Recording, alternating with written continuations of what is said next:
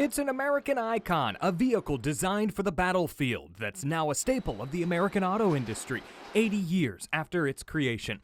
Toledo has manufactured Jeeps from the very beginning. Well, almost. This little four-cylinder engine is pretty powerful. To find the birthplace of the Jeep, we have to take a road trip to a small city 30 miles north of Pittsburgh. Welcome to Butler, Pennsylvania, or known in these parts as the home of the Jeep. Jeeps are everywhere here. Wooden cutouts sit outside banks, dentist offices, and even the fire station. The city has hosted its own Jeep festival since 2011, breaking the Guinness World Record for the longest Jeep parade twice. Jack Cohen started Jeep Fest in Butler. Well, in Butler County, we're really proud of the creation of the Jeep. A marker across the street from the courthouse gives the city the title of Home of the Jeep, though its official slogan on the books here is the birthplace of the Jeep. Historians say that's more appropriate. In World War II, the Army sought a light off-road reconnaissance vehicle to give the United States the edge in battle. In 1940, it asked 130 companies in the U.S. to come up with a working prototype within 75 days.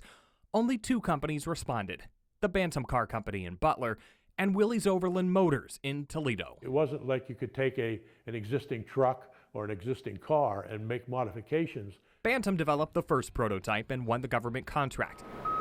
But the company only manufactured some 2,600 Jeeps here. It couldn't keep up with demand. Enter Willys. The Army turned to the Toledo company. It took over and manufactured roughly 360,000 Jeeps for the war. Ford also contributed 280,000. But after the war, Willys kept making Jeeps, this time for everyday Americans. They couldn't do anything without us. Think about that. You know, you might have a mom and a dad, but without either one of those, you're not there. Every bit of that was here in Butler County.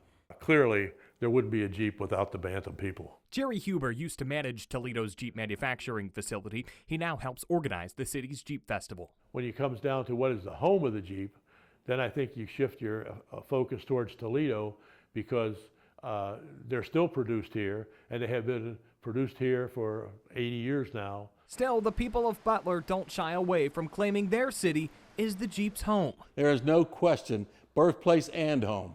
They're both here in Butler, Pennsylvania. For Jeep historians like Huber, one of those titles works, but not both.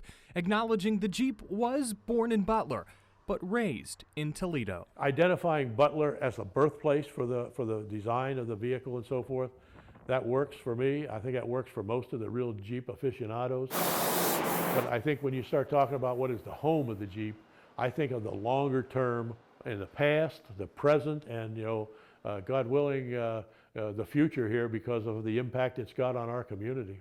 Josh Krupp, 13 ABC Action News.